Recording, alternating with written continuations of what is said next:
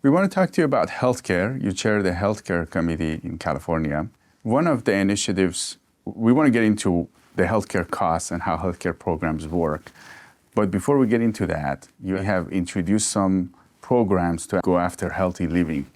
Can you tell us what these are? It is true. I have the pleasure of being the Assembly Health Chair this year and started last year, which is a great responsibility, to be honest. It's one of the largest policy committees in the legislature. We see over 400 bills a year. And when I took on the role of health chair, I thought about, what do I want to do? Like, what do I hope to accomplish? I decided that I want to make California the healthiest place on the planet. From that perspective, it means that I'm focused on the root causes of what causes people to be unhealthy or gives them an opportunity to be healthy. Also thinking about how you create more access and affordability to healthcare in our systems, and then how we can spend more time actually focusing on prevention and orienting our healthcare systems around prevention.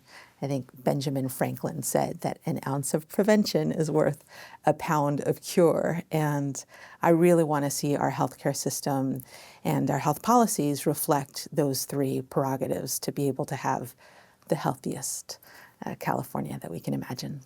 Can you dive more deeper into what those initiatives means? So if you look at the idea of how you go about promoting prevention, one way that we do that is by making sure that we are in an environment that allows us to be healthy.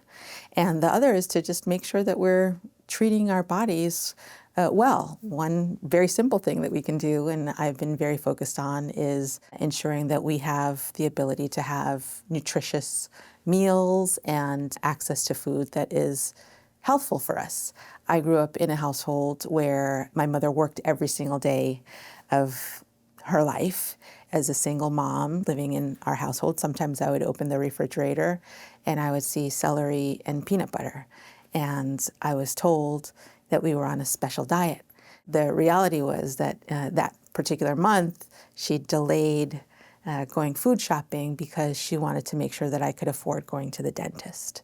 That kind of growing up with the sense of the pure value of food and that there were trade-offs that one had to make in order to be able to be financially whole really stuck with me and drove this concept around making sure that we're focused on prevention and the basic necessity of food.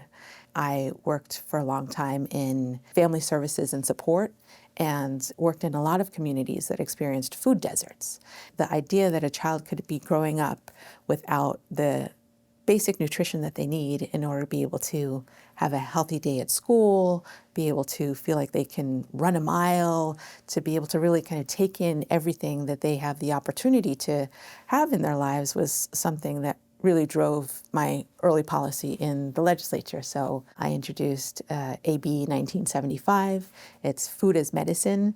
I've been running it 2 years in a row, and it's gotten far down the process. But the basic idea of it is if we actually focus on giving people an apple instead of an angioplasty, we're going to be better off. We'll be more healthy, and it'll give us an opportunity to not spend so much in our healthcare system. So there are so many things that we can do that are just basic, common sense things that promote health that I think we really need to orient our healthcare system around.